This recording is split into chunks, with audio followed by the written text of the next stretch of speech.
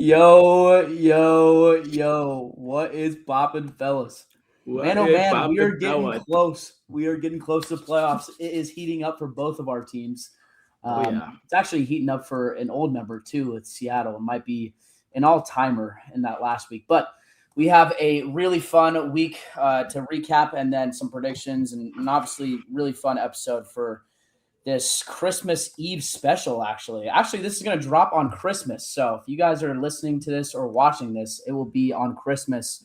We're recording it on the 23rd, but before we get into it, it has been a week, actually. I don't have to say 2 weeks or 3 weeks. Last week we had all of us. But it's been a week. Cody, how's your week been? Pretty good, man. Just flew into Els. Shout out Els. Are here for the holidays.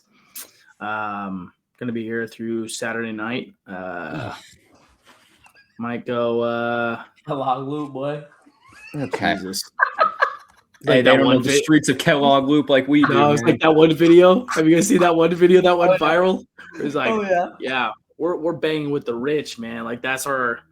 We got the lab, and there's a dog park here now. There's a dog park in the background. I was like, I don't even give a fuck if they see this. I was like, they're like, we gotta adapt to the rich. I'm like, bro, you got a lab down the street, dog. I think my favorite meme of Kellogg Loop is when it was 4th of July out here in Boise. Keaton was walking to his car. He's just filming himself and he's looking around. You just hear fireworks going off constantly, and he just tied a caption did send to us saying like kind of reminds me of Kellogg Loop, bringing back some memories. I'm like, okay. Bringing back some memories. That shit was so funny, man. Whenever Keaton would make those memes, it'd be at the most random times too. It'd be like, how do you just remember that just randomly? And he would do it almost all the time, like playing basketball, getting dinner. He'd be like, "Yeah, I remember Kellogg." I'm like, "How do you even remember that?" I think at one point, I actually forgot what the street name was called until Keaton actually said it. And I was like, "Oh, okay, yeah." I know Keaton will always have that, but yeah, week's been good. Just here for the holidays, and it's Tuesday, so nothing crazy. Might go out with the fellas, get some of the L fellas, get a few beers. Not sure, but we'll see what happens. And that was my fucking ESPN notification. But yeah, Ant, how you doing, buddy? Drinking that Coke, Bubby. I'm doing good. Drinking, Bubby. How are you? I'm doing good, Niner boy. I am. I don't know. I mean, it's been a quiet. Yeah, I know. No, I mean, had a pretty productive day today. Just went around, did some last minute Christmas shopping. You know what I mean? And then got that done. I actually because everyone waits to the last minute for Christmas shopping for the most part. So, and then what else? I actually just came back from Els though. Shout out Els. Just came back. Did my family Christmas out there. Which was good. It was just really, it was long for sure. Many Monacos consumed, many bottles of wine consumed. That actually makes a lot more sense. I was like, why are you drinking Monacos? But that sounds like a horrible combination. That was on a Sunday. Ugh. And that Saturday. Was 2 nights ago. So I was like, what are you doing, man? Ooh, both Saturday and Sunday?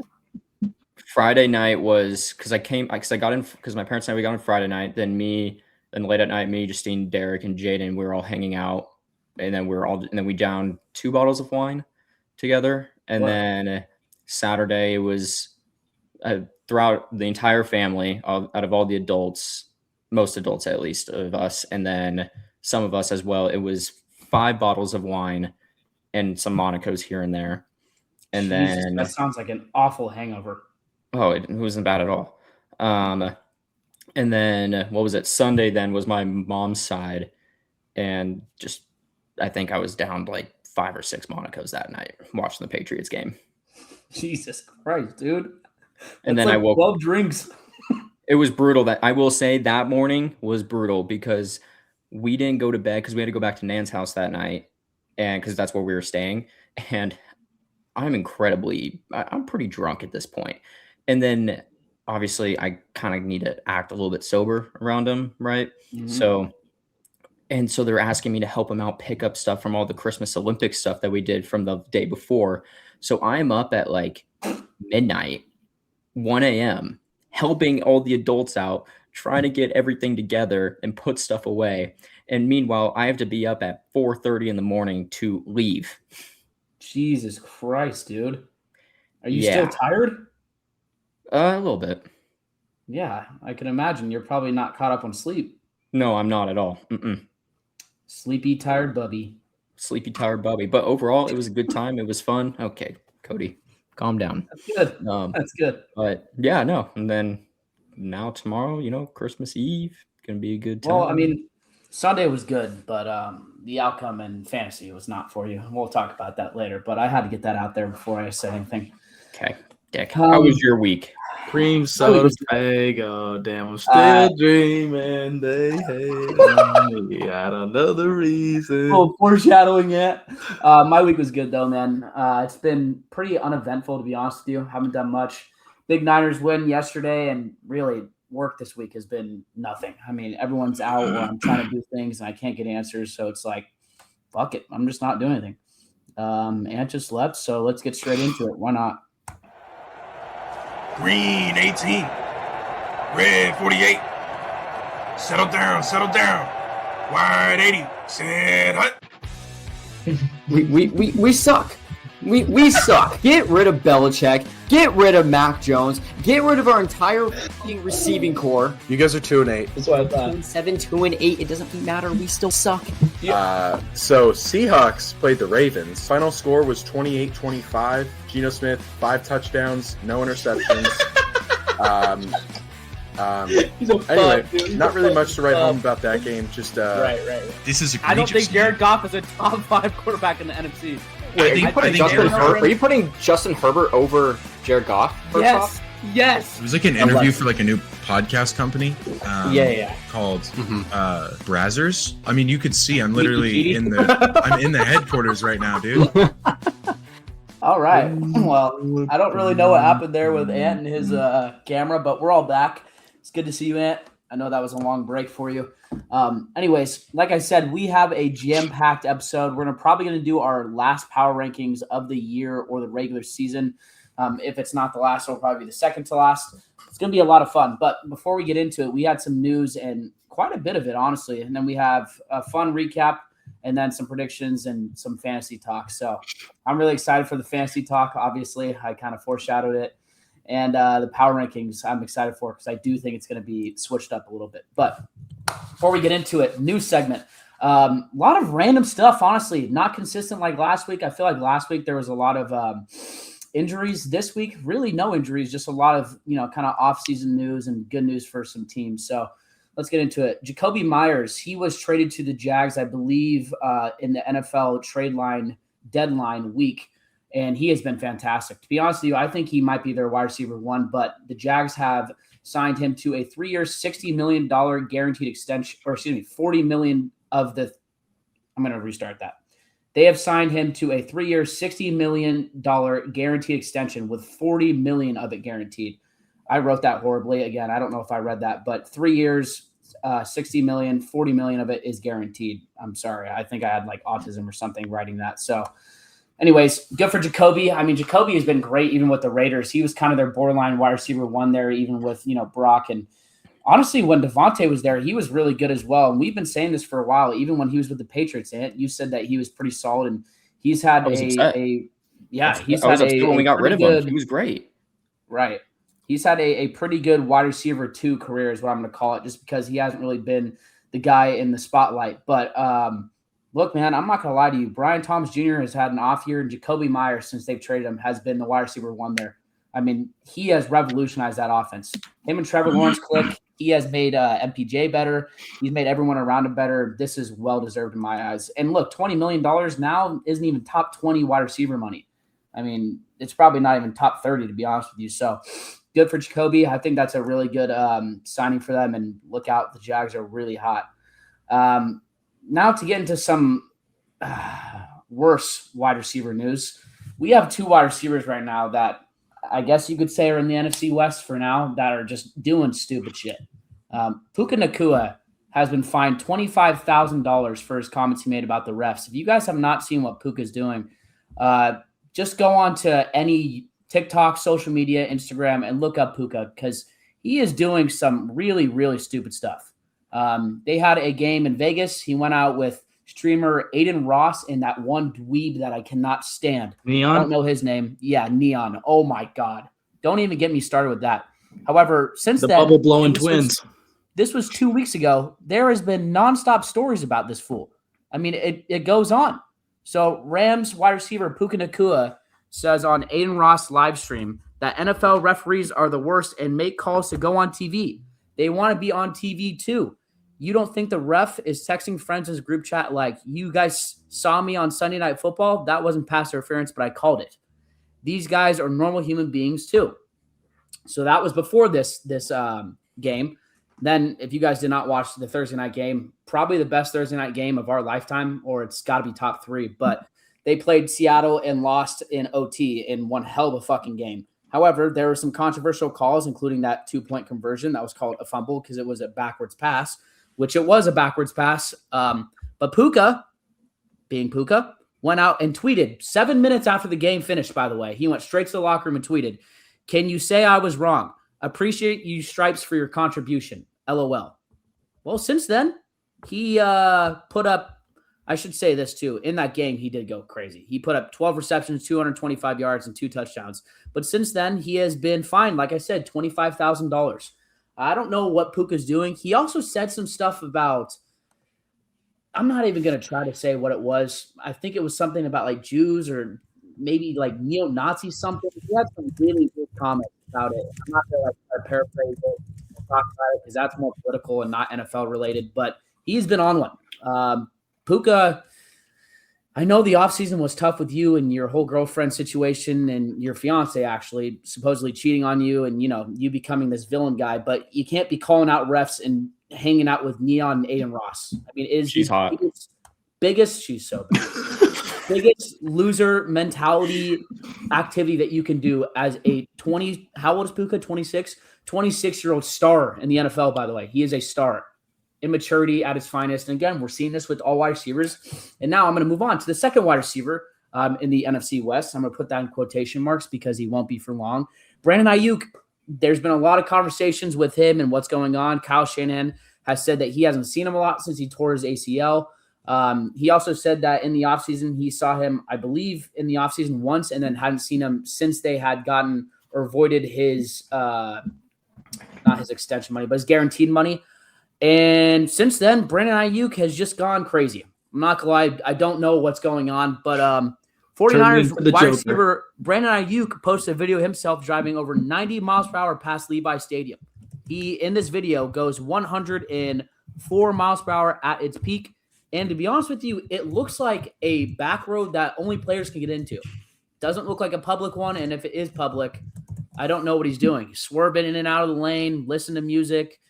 I've never seen CTE from a knee injury, but Brandon Ayuk, you are kind of playing your way out of playing on another team. Not going to lie. If I'm another team, I give you a shot just based off of talent alone. Personality-wise, you have been a cancer recently. So that one is Canadian Football League, always looking for guys. Those are 3 wide receiver stories, vastly different. 2 NFC West guys crashing out. He's the Joker. Look, at least I will say Puka is going fucking nuts, dude. He's having an offensive player of the year type of year. But got to stop hanging out with those losers and really just stop tweeting shit, dude. Like the PR guys just got to get on him.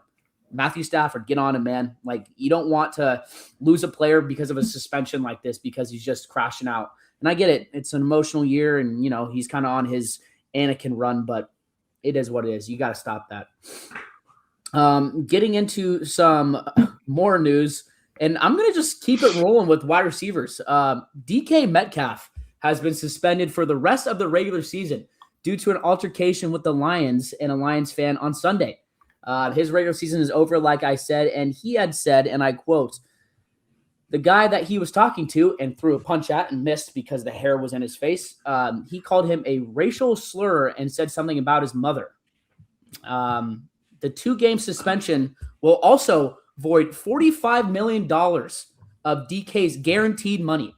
And I thought that storyline alone was crazy, but that last part, it voids $45 million. Let me read this out to you. A historically costly suspension. The 2-game suspension of Steelers wide receiver DK Metcalf will reportedly void over $45 million in future guaranteed money, per Jonathan Jones. His 4-year, $132 million contract from March, reviewed by CBS Sports, notes that if he fails to practice or play with the club for any reason, which includes players' suspension by the NFL or club for conduct detrimental, his guarantees will be null and void. So, DK, one punch just made you miss out on $45 million. He's the ultimate crash out. Always has been. Idiot motherfucker. Waste of fucking potential. I'm sorry. He is fucking 6'4", 230, runs a 4.5, and plays like he's 5'9", 500,000 less pounds than how much he is. He plays like he's 5'9", 200 pounds, and he does this shit all the time. Crashes out, throws punches, always talking shit, and rarely backs it out. Rarely backs it up. And it's like, what are we doing? You're throwing a punch at a rando in the fucking stands. Even if he did call you a racial slur, you have no way to prove it unless you're mic'd up. No way. You literally have no way. And he has all of the fucking ability to, number one, sue you. And for number two, the NFL to watch you throw the punch because there's cameras all around the stadium, like you know, especially that's a lawsuit. That guy's going to get paid. Especially in pregame, warm-ups. Like, what are we doing, DK? There's cameras everywhere. There's cameras on you because you're a star. Like, to throw a punch is beyond me, especially for a Steelers team that's fighting for their division and a playoff spot. Not ideal. We'll get through this kind of quick just because I do want to talk about some other things. But the last two ones, Quinshon Judkins, he suffered a broken leg after being carted off the field Sunday. Absolutely devastating. That injury was kind of gruesome. Sucks for him. And we talked about it last week, and we kind of called it. Tua, he's bad at football. And again, I've seen some, press conferences with him, and people are feeling bad. I do feel bad for Tua as a person, I think, but as a player, when you're getting paid $55 million and you suck, it's bad. It's hard to feel bad. It up after that last concussion. But the reports are that Mike McDaniel is expected to be back with the Dolphins next season, but Tua is not. I thought he signed an extension. Yep, he did, which means that they're going to probably drop him, and it's going to be a very costly Dolphins move. But that team's screwed for multiple years. It doesn't really matter. Before we move on to the recaps, though, I felt like I kind of went through that a lot and was reading a good amount. So do you guys have anything that you wanted to comment on more? I just want to say that Brandon Ayuk is the new Antonio Brown, CTE certified. Yep. Someone eventually will take their place. I mean, and it's crazy that it all revolves around Brandon Ayuk. So let's just start. Let's just go down the list real quick. Okay. You have, first off, complete waste of money that you guys spent on him. Not good. And thank you, New England, for not taking him. But anyways, what was it? So let's just go down the diva route. Only two players. It was Stephon Diggs, and then it was Antonio Brown. And it's like, oh, okay. And then you have, the CTE side of it, a side of things where it's just kind of like, brother, like, what are you doing? You just kind of look at him and you laugh, and you just want to put the clown emoji on top of him. That was Antonio Brown when he left the Bucs in the middle of that game. Now you have Brandon Ayuk doing not necessarily that, but on the same levels at least, doing similar type shit. It's like, what are you doing? You just want to put the clown emoji right over his face because he's a clown. I mean, he's speeding past Levi Stadium going 104 miles per hour. With his head out the window. The Joker. What are you getting from that, Brandon? We're not experts. We're not analysts. We like just to talk ball. But I think we know how to use common sense, and common sense doesn't even answer that question. Genuinely, I don't understand what you would get from that. No one's going to look at your car and be like, oh, nice, Brandon, here's your $500 million that we voided from you because you were an idiot and didn't show up to anything. No one's going to do that based off of you speeding past Levi's. So, No, he really is. I would be not shocked if he doesn't play again in the NFL. I will say that. I think he will, but if a team takes a chance on him, they better be a disciplined team because holy moly, man. I mean, he is just a cancer. He is a cancer. Let's get into a Week 16 recap. No worries. It was honestly a lot of fun. This week had some good games.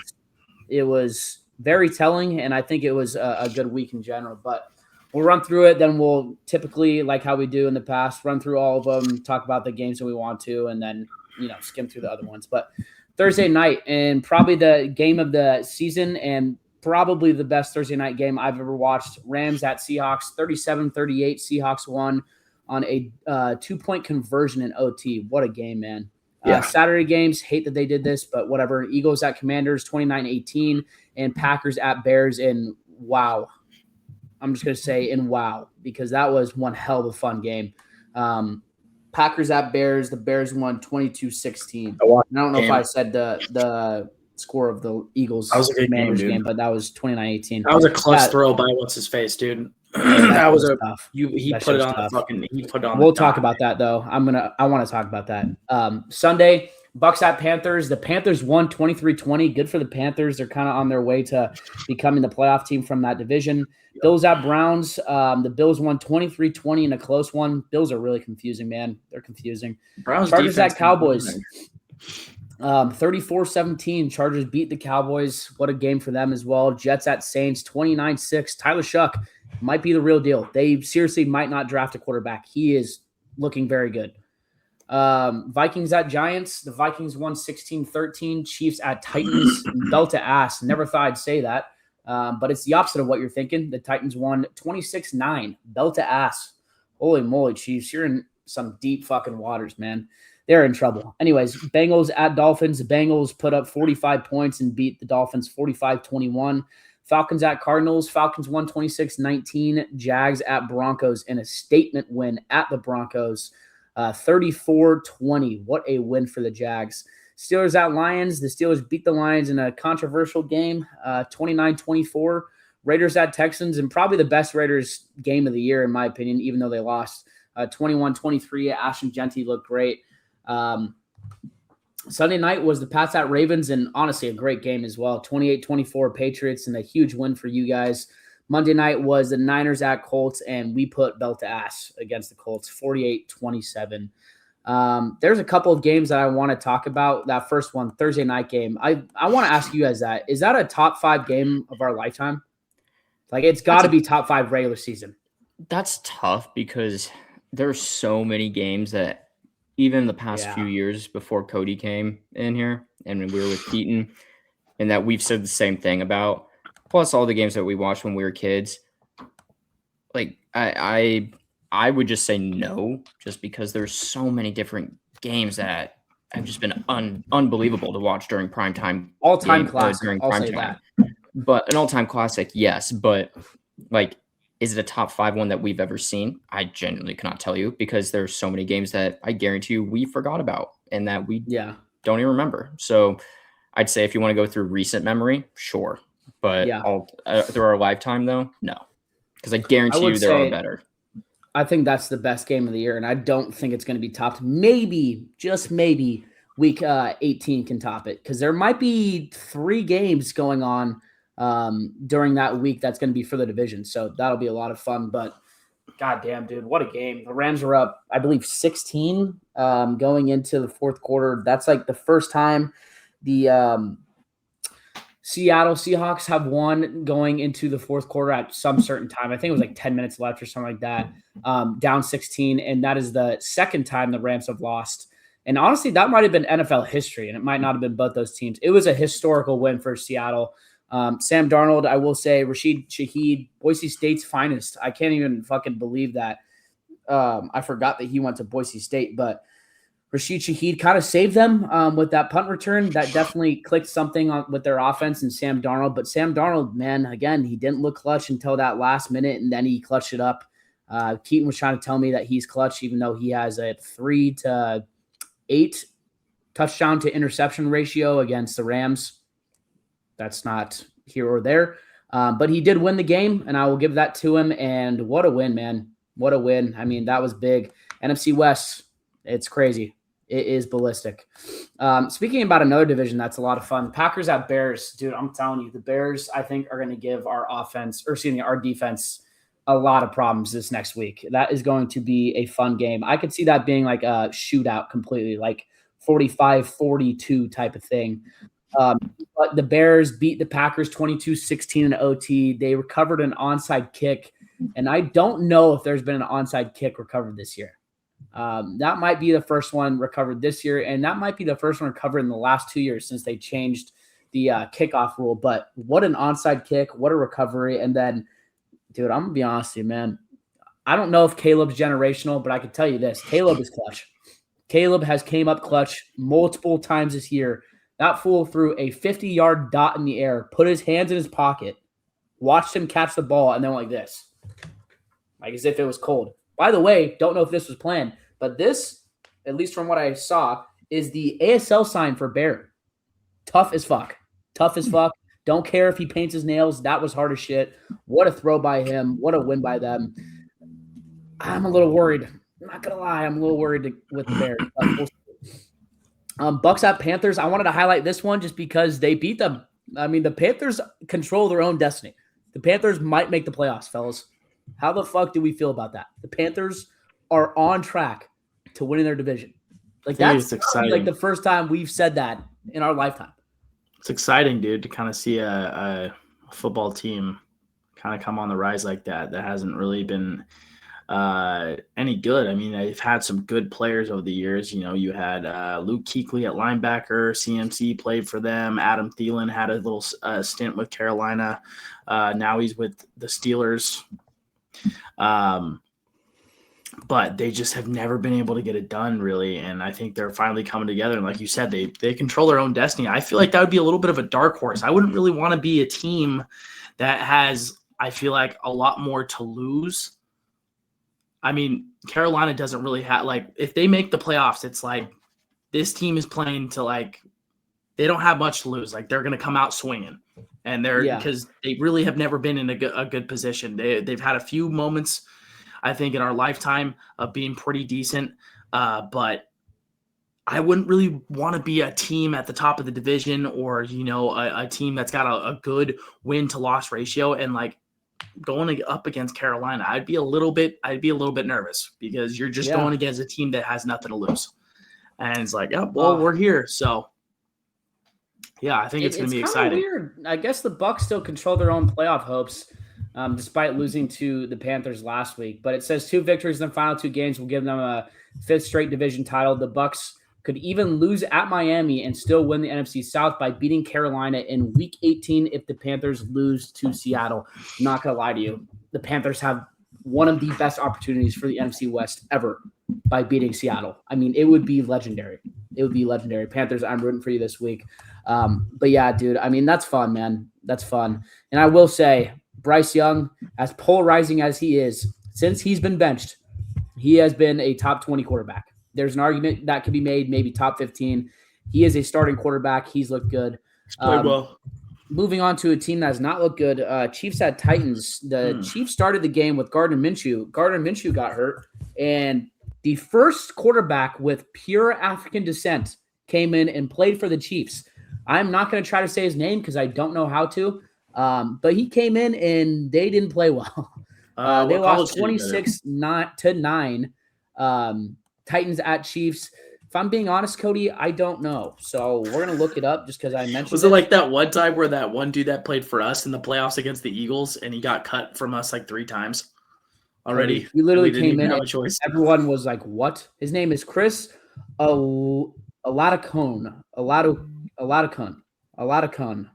I'm hoping I'm saying that right. I don't know if I am. He's from, let's see, what college did he go to? South Dakota State. I almost said South Dakota State, and I didn't want to fuck it up, but he went to South Dakota State. Nice. The Jackrabbits, baby. What a game for him, man. He made history, but yeah, they didn't make history. That's for damn sure. They lost to the Titans by 17, so that's pretty brutal. Titans, if you guys don't know, I would hope you know if you're listening to an NFL podcast, are a top 5 worst team in the NFL. So that just shows you how bad the Chiefs are, and next year could be even more brutal. Anyways, we're going to continue moving on. We're going to get to our 2 teams, but before we do, Jags at Broncos. This is going to be a really fun power rankings, man, because the Jags just beat the Broncos 34-20, belt to ass, and they have not lost in multiple weeks, and they have what looks like a top 5 quarterback right now, Trevor Lawrence. What a fucking statement win by them and by their small market team. Get the fuck out of here.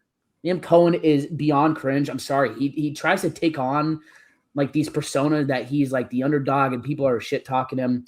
Stop with it. I get that you're doing this because you're like first year and you guys are playing well. It just doesn't suit you, man. It doesn't suit you. You don't look and sound and feel intimidating, but I will say the Jags do. The Jags have a top 5 offense in the league, and they have a defense that turns the ball over like no one else. That team is fun. I will say also, the Broncos typically make good quarterbacks look bad. They did not do that with Trevor Lawrence. That Jags team on offense looks incredible. Sunday Night Football. We have finally got to it. Anthony, 28-24. It's your time to shine. I love Drake May. He should be the MVP. I mean, I love Drake May. He's either the MVP or he's the runner-up. That's for damn sure. I'm just going to point out just a few things right now. Arguably one of Drake May's best games he's played this season. Yes. He went 31 for 44, 380 passing yards. His most passing yards he's had so far. And 2 touchdown passes, along with a 2-point conversion as well. How many passing yards did he have? 380. Wow, he got there. Oh shit. More than 300. Let's go. I wonder what his wife made him. Probably those it was like gingerbread something. Or whatever it was. It was like gingerbread something. Yeah. What's her name again? Anne Michael May. Michael May. The queen of the north. Michael and Michael. The queen Michael of the May. north and the king of the north. Anyways, no, team. Wait, is team there an Anne May lover? Oh my god, I need to look that up. I think there's gotta be. I'm actually going to look that up right now. Hang on. Anyways, Let's what see. a win. I mean, I will say Lamar went out, so that made it a little bit easier, but fuck, man, 28-24, you're winning games. That was a big one. I will say that was a big one. That was to keep number 1 in the AFC, correct? And Michael May lover. And Michael Bake May lover. How many followers? Only 650. Oh, not too many yet. Not too many yet. The account will grow. But anyways, so I completely missed that. So repeat it if you want in a minute here. But also, shout out to Stephon Diggs. Stephon Diggs for 9 catches, did not get any touchdowns, but 138 yards as well. What a game for him. Love it. Yeah, loving the energy. Well. He's loving the energy he's bringing to the team. You guys are second, huh? What? You guys are second in the AFC. I thought you guys had the tiebreaker over the Broncos, but Broncos have us. That loss made it. Yeah, so they have it. But yeah, but I mean, overall, team's playing great. I think it's hilarious that everyone is saying that Patriots are not beating the Ravens, and then we proceed to beat the Ravens from a comeback, by the way, on top of that. And then people are saying, oh, well, it's because Lamar Jackson got hurt. Well, you guys said we weren't going to beat the Ravens, though. Like, which one is it now? Stop bringing up the excuses. We beat them. I will argue that what's his name? Tyler Huntley? Is that what his name is? Their backup. I will argue that he honestly played a better game than Lamar. Going to be straight up with that. Like, you can easily make an argument over that. I'm just tired of the excuses at this point. Patriots are a good team. They are. We're not obvious. Like, we would be at this time right now, we would be considered as Super Bowl contenders. Do I think we're even going to make the Super Bowl though? No, I really don't think we are. That is the thing. I'm just happy that we are at least growing as a team. They're young. We're young right now. It's going super well. And we're just out there. We're just playing the game. They're just playing the game and they're just going for it. And that's all they're doing. And I love it. Yeah. I love every second of it. Honestly, they're winning when they should. Exactly. But they're winning when they should, and they look good, man. They're a team that I would not want to play. Excuse me. Yeah, they are. Let's see, and another thing too, defense stepped up when they needed to this time around. It was that's exactly what I said last week. I said, you know what, defense wasn't there. Sure, there were some issues with the refs, but whatever. That doesn't count out the fact that we blew that 21-0 lead, right? But defense just wasn't there in the second half. Defense was there the entire game. They were there. Right. And I was like, you know what? Perfect. This is exactly what we need. Thank you, Zay Flowers, for also choking like you normally do every fucking year, right when it fucking matters. You fucking bum. You suck. I've been saying this for so long. Zay is so overrated, but That's beyond me. Good one for you guys. But I will say I'm looking at this, and this can kind of go into our game. I was looking at not only records and who's atop of the NFC and the AFC. Denver obviously has a tiebreaker. You guys are number 2. But with that being said, ESPN has this chart where it shows you like the point differential. Mm-hmm. The Panthers have a negative 50 point differential. That has got to be one of the lowest point differentials for a division winner, maybe ever. But I will say, with that being said, the lowest point differential, and this is by 17 points, is the Las Vegas Raiders, who are on a 9-game losing streak, and they have negative 169. The highest is Seattle with plus 164, and then the Rams with plus 158. And number 3 is New England, plus 110. So there's stats everywhere to show that New England is a good football team. Are they the best? I don't know. Are they going to win it? I don't know. The AFC has, I think, 6 teams. 1, 2, 3, 4, 5. Yeah, 6 teams with 10 or more wins. And the NFC has 1, 2, 3, 4, 5. So we have 11 teams going into week 17 with more than 10 wins. That's got to be a record. I don't know if we've ever seen this before. Both conferences are super competitive, but let's get into our game.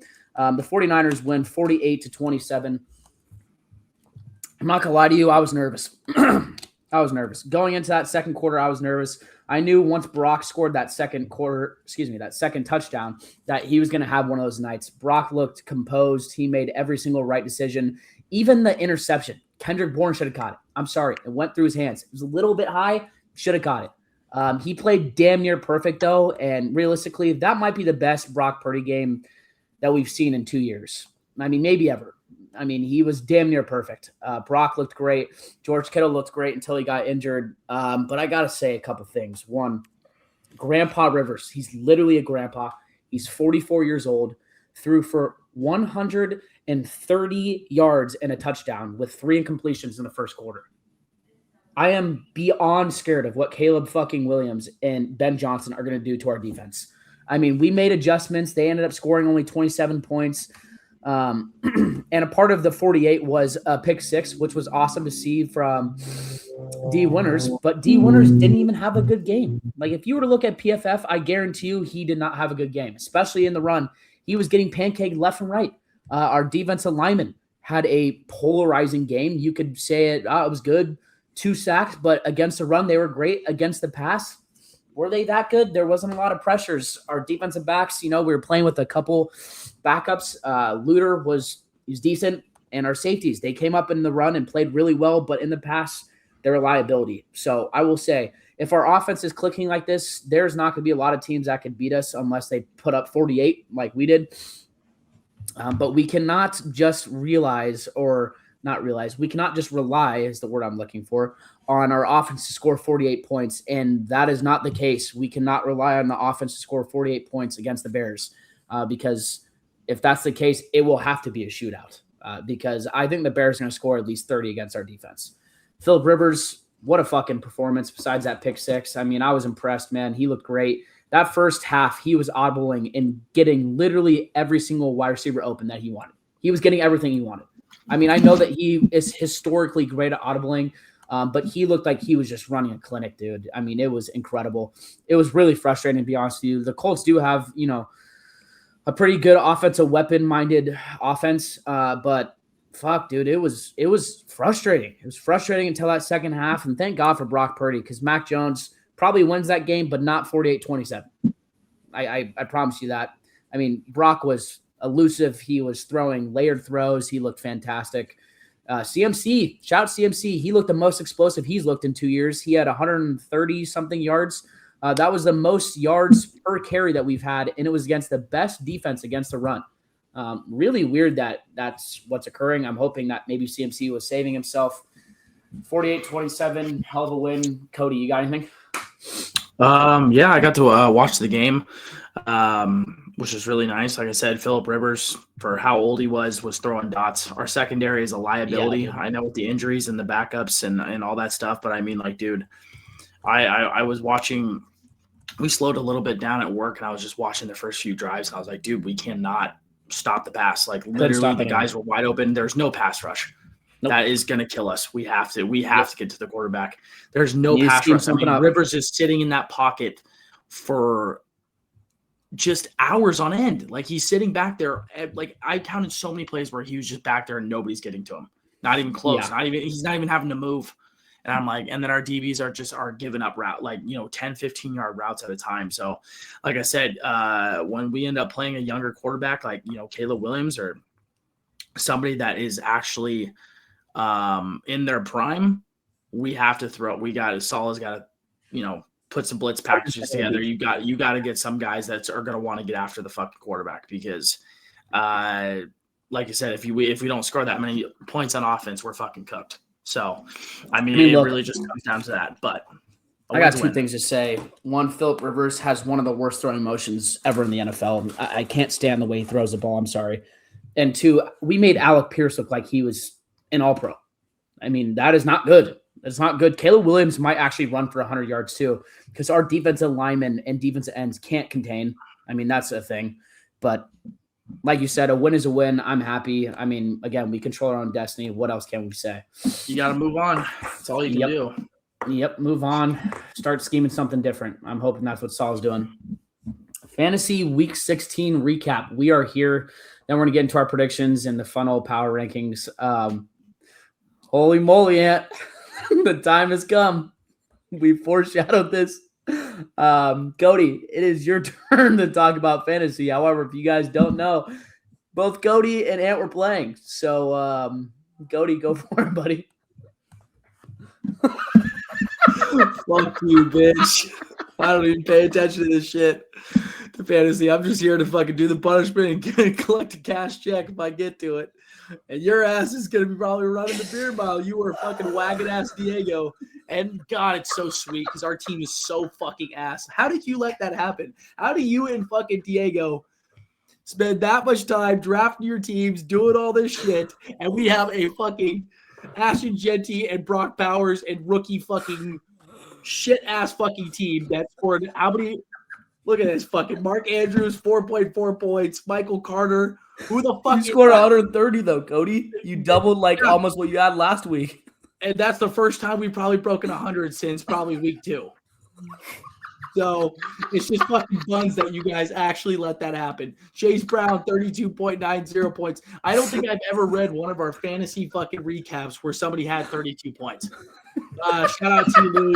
You and I are going to have to get together and draft a better team because we're not going with all Raider fucking players and all rookies next year. But with that being said, I'm out of the race for the beer mile, and I couldn't be more ecstatic.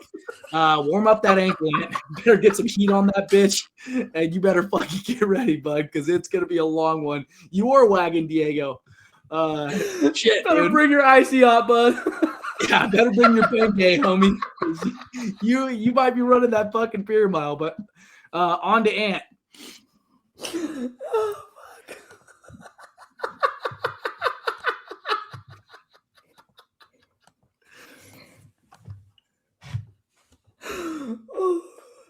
Beer mile, Bubby. It's your turn. We give you permission. Fucking Zach's over here fucking wheezing his ass off right now. Fucking it's crazy how the one player that got you points was the dude that's on probably the worst team in NFL history. Yeah, I know. Crazy, right?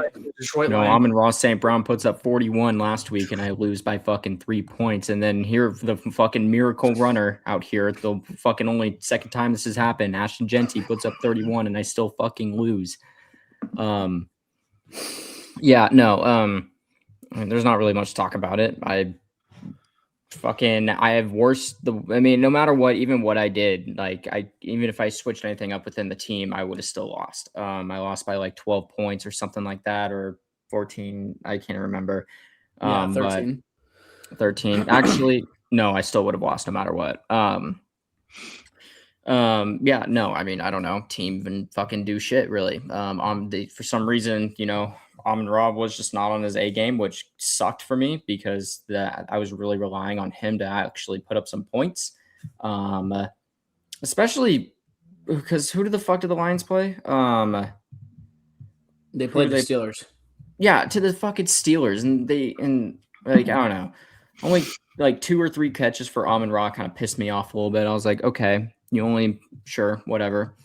Colby Parkinson, he's been blowing up for the past few weeks. The other tight ends I've been playing have not been playing great. I'm like, all right, yeah, Colby Parkinson, let's do it. Start him. No, nothing. Guess who actually does well? Brenton Strange with fucking 15 points after I've started him for fucking 4 weeks in a row and gets me fucking 3 points. I'm like, okay, that's cool. This is awesome. Just so stupid. Just so fucking unlucky. Can't fucking do shit. And now it's up to the battle of the shits, Diego and I. And hey, by the way, that's back-to-back years for Diego. Diego might be washed. God, I fucking hope That's all I'm gonna say, Diego. I'm already doing a punishment in a different league. I don't want to do 2. This is already the worst fantasy year I've ever had because I've never lost in a league. I've never lost. Yeah, that's brutal. So the fact that I lost in 1 league and now I'm potentially losing in 2 leagues will officially be the worst fantasy year of my entire fantasy career so far. Terrible. Sorry, Bubby. I guess I didn't know ball too well this year. Fuck me. I'm sorry. It happens, man. It happens. It happened to me as well. So yeah, this one was pretty bad. I lost 115 to 106.02. This was to get in the championship game, and my best player was Cortland Sutton with 20.6 points. My most mid player was Jalen Coker with 7.7 points, and my worst player was Trayvon Henderson with 2.2 points. Not his fault, though. Really, not his fault. Yeah. That's what I was going to get to. Which really sucks because I only lost by 9, and Trayvon went out in the second quarter with a concussion, I believe. So really fucking brutal. I'm not going to lie. Like, I was pretty upset. I mean, nothing happened for his 2 players with Jonathan Taylor and and Michael Pittman that made me feel like I probably would have lost this regardless of Trayvon. I mean, they scored a combined 22 points and I still lost by 9 points. So I genuinely do think Henderson would have scored the 9 points there and got at least 11. Yeah, so that's kind of a brutal way to lose, but I'll fight for third and live for next year. I mean, I don't think my team would have beat John's either way, but I mean, I will say, for third, bro. Get your money back. Loss. That's what I'm going to try to. What a brutal loss for Isaac. I mean, Isaac lost by 0.5 of a point. And he had the 49ers defense that had a pick 6 at the end and Jawan Jennings. All he needed was 0.5 of a point to tie the game. And he lost by 0.5 of a point. Absolutely heartbreaking. I wish the best to you, Isaac, in this next game for third place, but that is fucking brutal. Before we get into our Week 17 predictions and our power rankings, though, I have a stat of the week, and it's pretty quick. The 49ers are the first team in NFL history with 80-plus points and no punts over a 2-game span. The 49ers have not punted in December. So I thought that was pretty cool. The offense is clicking. Kyle Shanahan, in my opinion, should be coach of the year. That might be recency bias and just fan-based bias, but I do think that he's been phenomenal. That's beyond the point. Okay, getting into our Week 17 predictions. The last 2 weeks of the season are going to get juicy. We have some good matchups. Thursday night, Saturday, Sunday, and Monday. We have a lot of football to get through, but Thursday night, we have Dallas at Commanders. I'm going with Dallas on that one. Same. Yeah. Lions at Vikings. I think the Lions as well. I'm going to go with the Lions. Broncos at Chiefs. Broncos. Yeah. Broncos. I don't think we need to even ask that, but Broncos. Texans at Chargers. I'm going to go with the Texans. I'm going to go with Texans too. Their defense is so good. Their defense is amazing right now. Phenomenal, man. Ravens at Packers. This is such a Ravens game to win, man. Give me Packers. Well, hold on. Is Lamar playing or is he out? We don't know, but Packers. Hold on.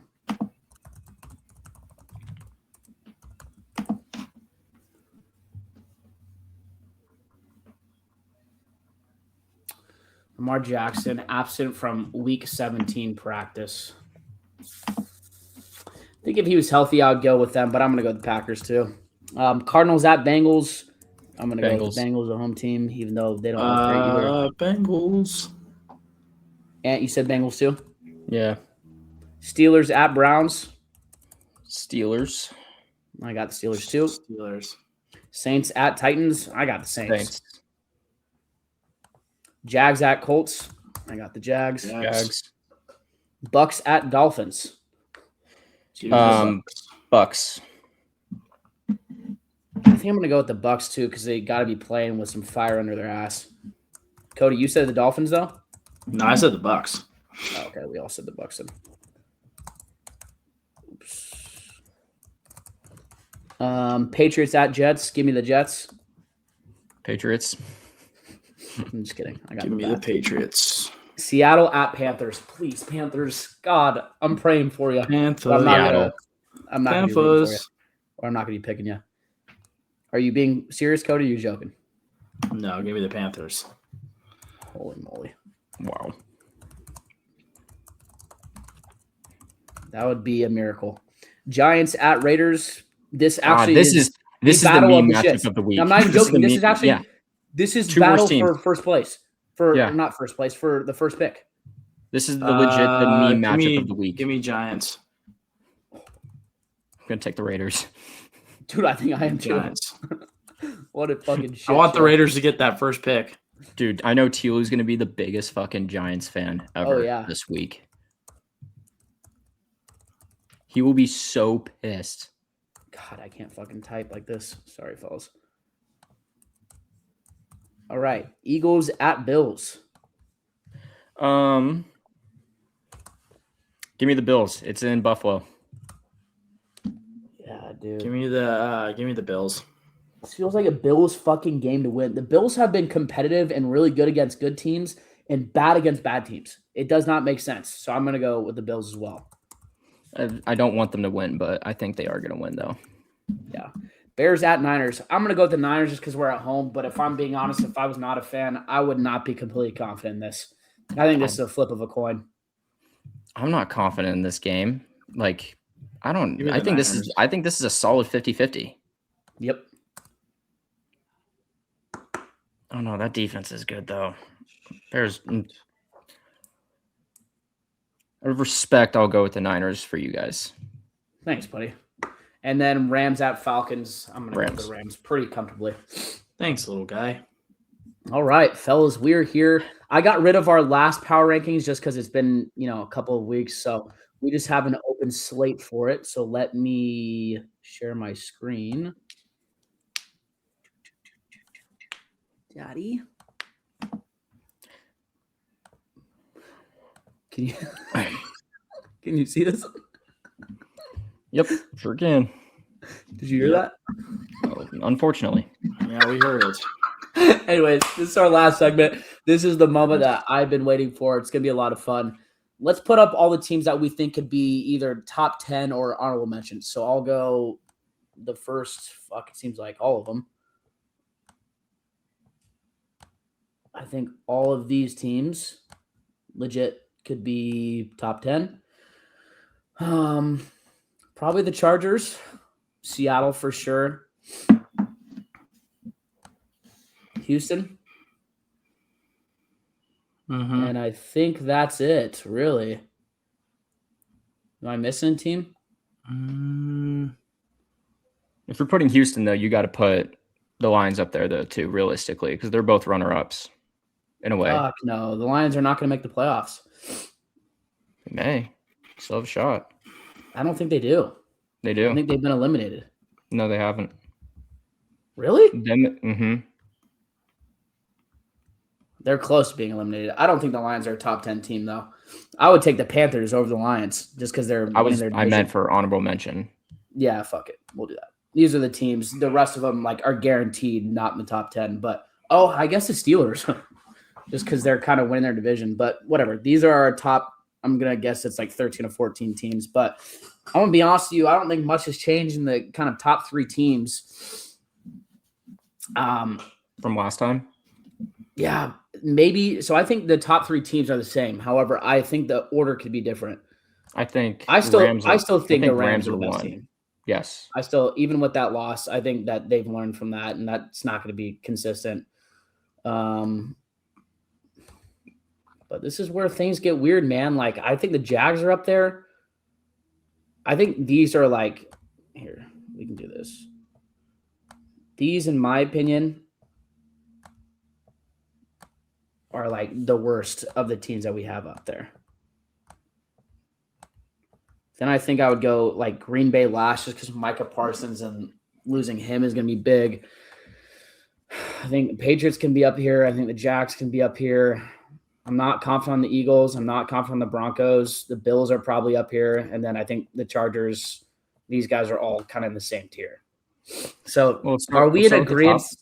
Yeah. Are we in agreement that the Rams are the best team, or we think they are? I am. I think they are the best team. Yeah, okay. I agree. Who's the best team in the AFC? Are you talking stat-wise? No, stat-wise, it's the Broncos. Who do we think? Sorry, it's Jags or the Pats. I don't think the Broncos should be there. Yeah, I think the Jags look great. I think the Jags. If the Jags and Seattle played, who would win? Seattle. I don't know about that, dude. Yeah, I don't know either. They're pretty hot, but I don't think the Jags are pretty good. They're a well-rounded team right now. They're playing pretty good football. I don't know. If we're going to do that, I don't know. I don't think the Jags are the second best team. Because I'm like, okay, let's like think about it logically. If these 3 teams or 4 teams went up, these 4 teams went up in the playoffs, who would we have? It comes down to the Pats and the Bills, my opinion. Yeah, I think one of those teams are the best. I wouldn't mind putting the Bills there just because they're like seasoned. But do we think Seattle's the second best team? After taking down the Rams, and if we think the Rams are the best, I would say yeah. I know, that's the thing. I'm like, this is tough because like I feel like the Jags. You're gonna have to throw them there. I mean, you could. Yeah, I'd put Seattle there. Honest. I hate doing that because we're gonna be facing them soon, but yeah. Yeah, it's just I don't know. I'm looking at like the conferences right now too, and I think I'd go one of those 2 teams as the next best.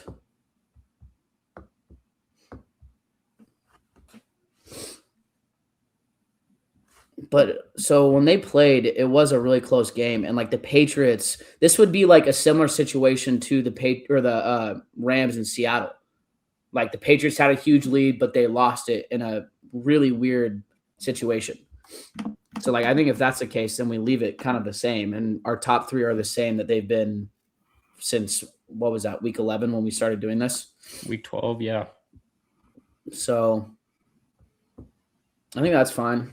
I think Jacksonville I'd take over the Broncos right now. I would. And then this is where it gets fun. I'm not gonna lie to you, and this might be just recency bias and team bias. I think the Niners are the best remaining team. That's me personally. But I think we can argue any of these 4 teams. I would rather put the Chargers at 9 or 10 because I see not a whole lot from them. Just put them down in 10th right now with the Packers. Hear me out, okay? So then now we have Eagles, Niners, and Bears. Now looking at it, Eagles. No, put them back up there. Sorry, I'm thinking. Yeah. So Eagles, same thing as the Broncos, in my opinion. I think they're both very boring offenses. I think Jalen Hurts is incredibly overrated. But overall, though, nevertheless, a solid offense, though. Still a great offense. They somehow get it done. Niners, been looking hot lately. Offense is looking better now with Brock back. I can't speak on your guys' defense, though. Bears overall do look really hot, though, with Ben Johnson as well. But then again, I haven't watched too many of the Bears games either, so that's just kind of just a quick little breakdown. Yeah, I'm going to be honest with you. I think if we're picking the Niners to win, we think they're probably better than the Bears. That's just how I'm thinking. I did it mainly as a respect thing. I genuinely don't know who will win that game. Now, if we do this, if we keep it like that, I'd say off the rip in the honorable mention, you get rid of the Steelers. Yeah, I'm going to get rid of both these teams. I'm sorry. That's my opinion. I mean, the Lions don't move me. I don't know. Maybe it's just the Lions, but They've lost some fucking bad games, dude. Now the question is, do you get rid of Green Bay or do you get rid of Chargers? Because I like the Texans and Lions over the Chargers. Personally, me. Yeah, that's where I disagree. Like they just lost the Steelers. They've looked really bad. They have a long shot from the playoffs. And we could keep them in. We can keep them in and just do like this. Oh, we can do that. Have them be like our last honorable mention.